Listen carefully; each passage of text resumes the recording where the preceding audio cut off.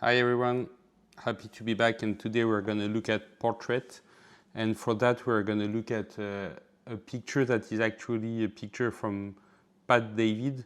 So back in 2013 he was publishing an article and contributing also to Pixelus with this portrait called the open source portrait, where he took raw photography and then edited it through raw therapy and different modules, GIMP also if I'm correct.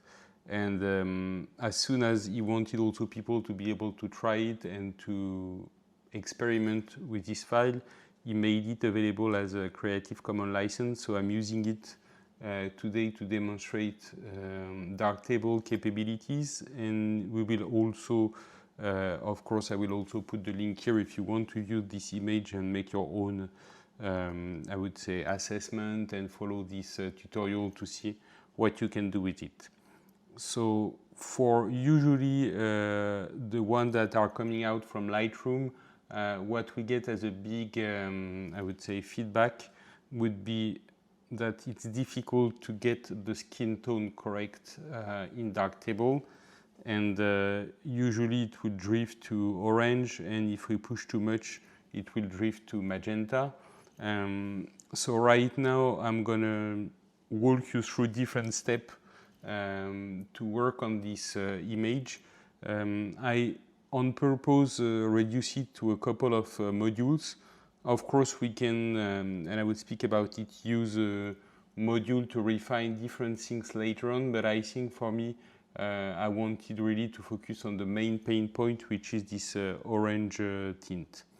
So right now, as the Pat David was already saying, the exposure of this image is kind of underexposed, and that's where also it's always good to shoot raw if you can, and if you have the possibility to store also the size of the file that is generating, but at least it will enable you to pull up some of the, I would say, issues that you may have during your shooting session, or that you may have when with your camera if you put up the wrong setup and this type of things. So here, as you can see, is fairly underexposed. The image, I think, for this demonstration is very good because it's a very simple image. With this gray hoodie, this gray background, a fairly, I would say, simple subject.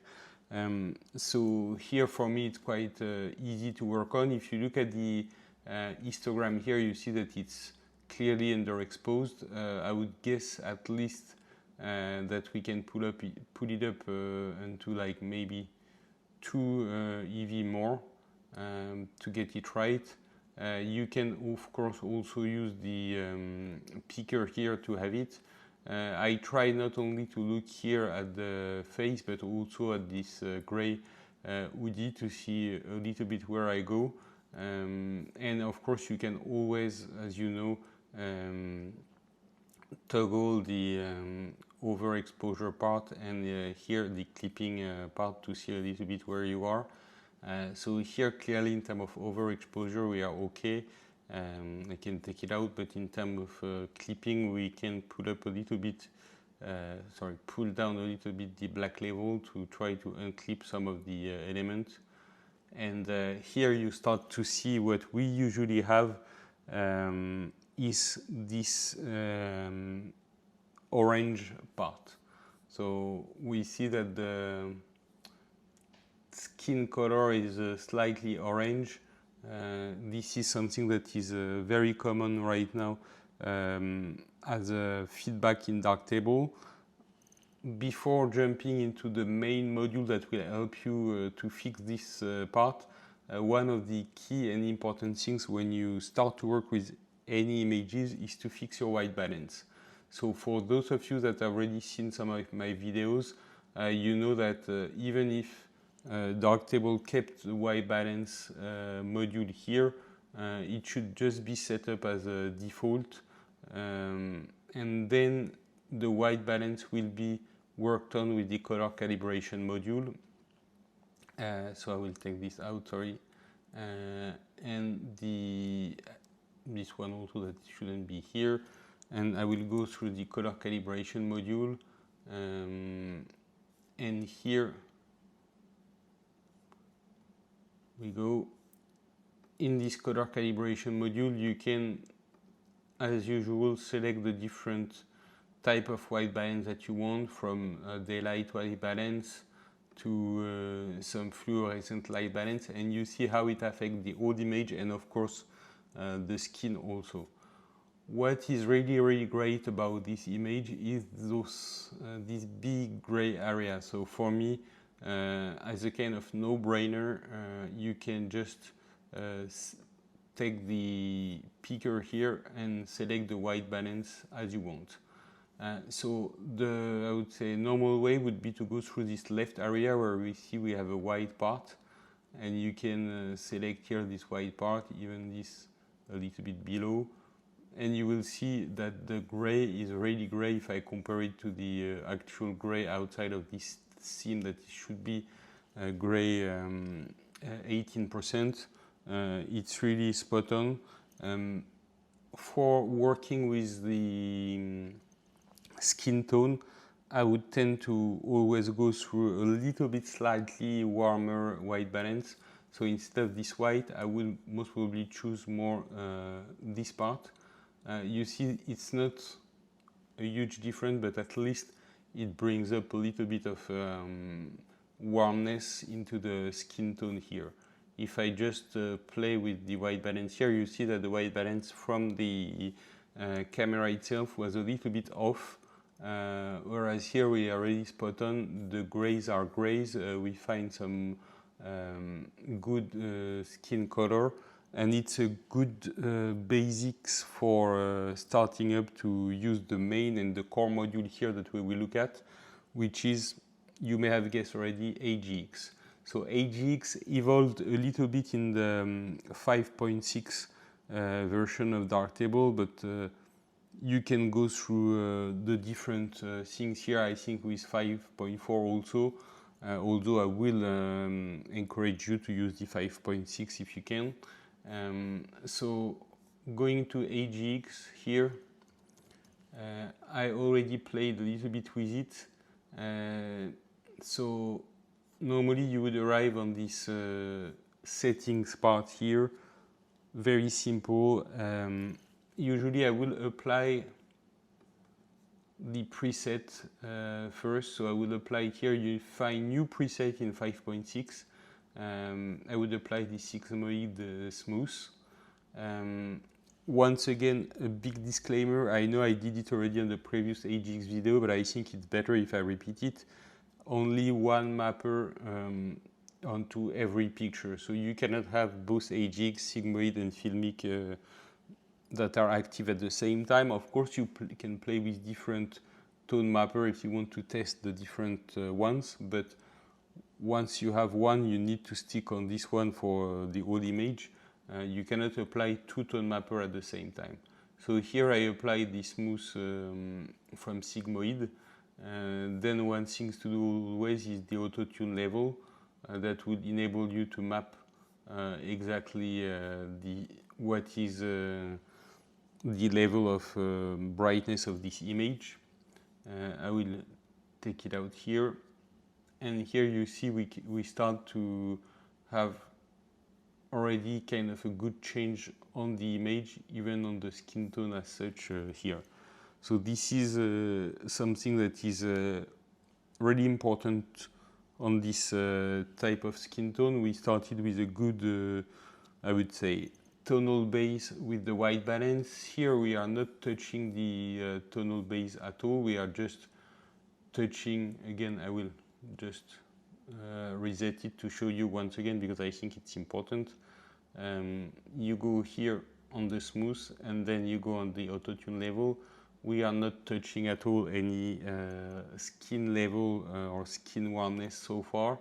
You see there is an alert here that you can of course tweak a little bit like that to try to take out the alert and to get back the S shape that you have.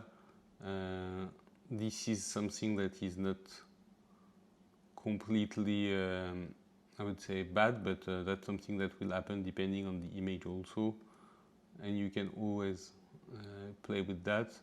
Once you get the good level that you want here, we can go on the primaries. And here the primaries, it's really the tab where everything is happening for the tone mapping. The skin fix, as you may, I would say, guess, is basically on the red that everything will happen. So we are not touching so much the green and the blues, but we are really going to the red part. First of all, and I think that's a good way to do, toggle the high quality processing here to see really what will happen exactly on the image. As I said already on a previous video, this high quality processing is really basically evaluating and working as if you would export straight away your image. So I think it was on the sharpness part that I already pushed it to you, but I think here it's also important so that you can see the exact results. So here there is two sliders on the before tone mapping part that are important: the red attenuation and the red rotation. The red attenuation is the more you go on the right, the less red you will have in your image. The most attenuated, will be your image. So if I push it up to the far right, you see that I'm preserving the grays, but here the skin is really getting very, very pale. So it's the very first part where you need to find your, I would say, good balance. So the more I go on the left here, the more red I will have in my image. I will attenuate it a little bit here, of course, that's also the purpose. And you can rotate your red from yellow on the right to magenta on the left. So once again, if you want to avoid this orange kind of skin tone, you can tweak a little bit your red and turn it more on the red side. So you see here, again, I think it's always good to see the before and after. You kind of have this orange, not bright enough tint. Now you're getting really more highlight here and more natural color. This is something that is very important, but once again, you do not need to go overboard. You just need to find the right balance to get it as I would say readable as the skin as possible, not looking like a tan paint, but really trying to fix this part. And then you can also use this aftertone mapping that will preserve basically the color and the, I would say, fixing in the mid-tones and shadows versus the highlight. So we try to fix really the highlight on the skin here, trying to secure that they are not shifting toward these magenta things, but we are not touching the shadows and the mid-tone. So I can just basically reverse all, and you see it brings back the red on the hairs here, while keeping the skin not so orange, not so red. So this is very important, and I think that's something that is very underestimated into AgX right now. You see, you really fix this, keeping all this purity back into the different colors. Then you can go back to the look section that is basically in settings on the bottom here, and you can tweak a little bit the hue to preserve it. Honestly, I do not see a big difference on my side, so usually I will keep it very light. You can also play with the saturation. Here I would have the, I would say, intent to stay at 100%. We can desaturate it a little bit if we feel that it's a little bit too much. Here I think it's okay at 100%, but once again, it's up to your interpretation and what atmosphere you want to have. So this is really the heavy lifting of the module AgX for the skin tones. Once again, if I toggle it on and off, you really see the difference and what you bring to your image. So this is really important to go through this tone mapper. I know that is fairly new, and I know also that for some of you it may feel a little bit different for Sigmoid and Filmic. I think the more I use it, I would say more comfortable I am with AgX to achieve the look and feel that I want. So I will also encourage you to try it, to test it. Use this image, play with it, see what you want to do. This is really something that will help you in the future. Of course, you can add up on that different module, but for the sake of this video, I will really not go too deep into that.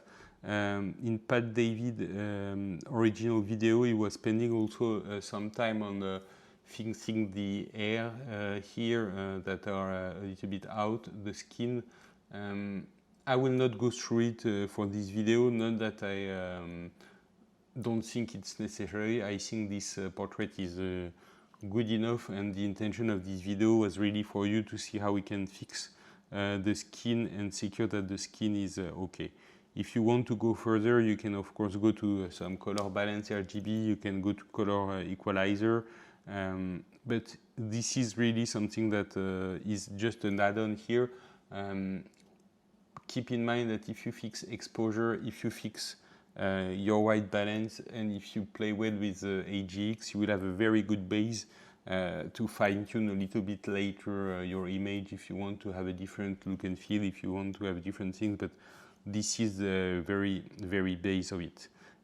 Of course, this image is a raw file available under Creative Commons license from Pat David, so the link will be in the description also.